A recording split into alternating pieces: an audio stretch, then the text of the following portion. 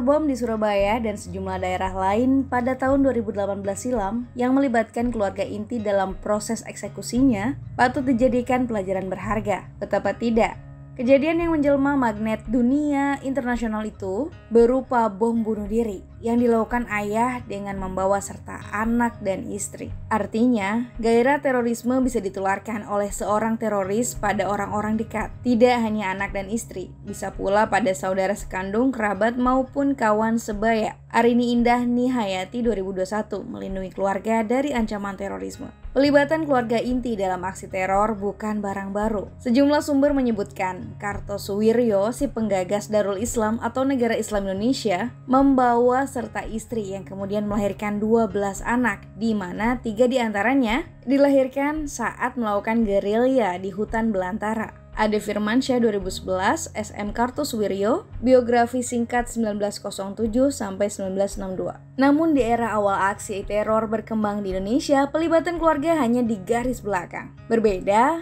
dengan di Surabaya pada tahun 2018 itu, perempuan dan anak-anak dipasang di garda depan untuk ikut jadi pengantin. Teror yang dikaitkan dengan Jamaah Ansarut Daulah itu disebut-sebut berkiblat dengan Al-Qaeda. Jamak dipahami, Al-Qaeda gemar melakukan rekrutmen pada perempuan untuk menjadi martir bunuh diri dengan iming-iming surga. Murad Batal Al-Shishani 2010, Is the role of women in Al-Qaeda increasing? Sebagai negara demokrasi yang memiliki penduduk mayoritas muslim, terorisme menjadi tantangan besar bagi bangsa Indonesia. Di satu sisi, embrio maupun jaringan grup-grup radikal masih terus tersisa meski tak terhenti diberantas. Di sisi lain, semua elemen mesti optimis jika kebangkitan Islam yang rahmatan lil alamin justru dapat bersinar dari negeri ini. Kuncinya memberikan pemahaman secara berkelanjutan pada masyarakat tentang bahaya pikiran radikal yang penuh kebencian pada pihak lain. Tak lupa deradikalisasi atau penetralan terhadap pemikiran orang-orang yang pernah menjadi teroris, sehingga mereka tidak lagi terbesit untuk meneror. Syukur-syukur malah mengajak orang lain untuk menjauhi aksi laknat berkedok agama tersebut.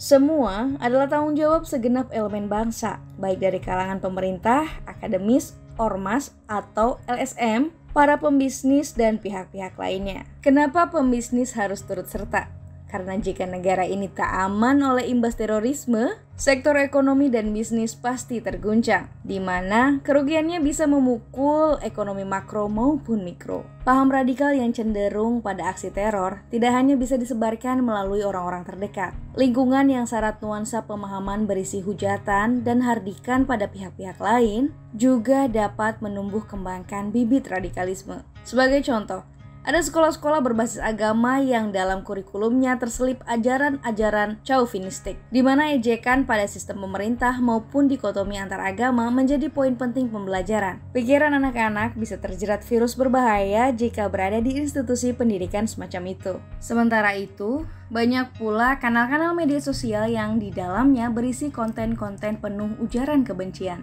Hal sejenis ini tentu bisa merusak akal para penyimaknya. Pada mulanya, bisa jadi hanya olok-olok terhadap pemerintah yang sah, maupun terhadap mereka yang berbeda pandangan agama. Tapi tidak menutup kemungkinan akan bermuara pada kekerasan fisik maupun mental, di mana hal itu melanggar hukum sosial, norma moral, maupun undang-undang negara tentang kebebasan beragama dan mengemukakan pendapat. Keluarga, dalam hal ini orang tua maupun orang-orang yang lebih tua, punya peran penting menjaga anak-anak maupun para pemuda dari paham radikalisme yang disusupkan melalui lingkungan maupun media internet. Kementerian Pendidikan Kebudayaan, Ristek, dan Teknologi bersama Kementerian Agama mesti aktif memeriksa kurikulum sekolah-sekolah yang mengklaim berbasis agama. Sedangkan Kementerian Komunikasi dan Informasi meski cermat menjalankan wewenang untuk memblokir situs-situs radikal. Sinergitas semua pihak akan membuat cita-cita menuju Indonesia yang bebas radikalisme bisa terwujud selekas mungkin. Terpenting, spirit toleransi meski terus dikobarkan. Pasalnya, Indonesia adalah negara majemuk yang mustahil diseragamkan. Bahkan, dalam satu agama pun kerap dijumpai perbedaan praktik maupun ritual. Oleh sebab itu, melatih diri untuk berjiwa besar adalah sesuatu yang mutlak dilaksanakan.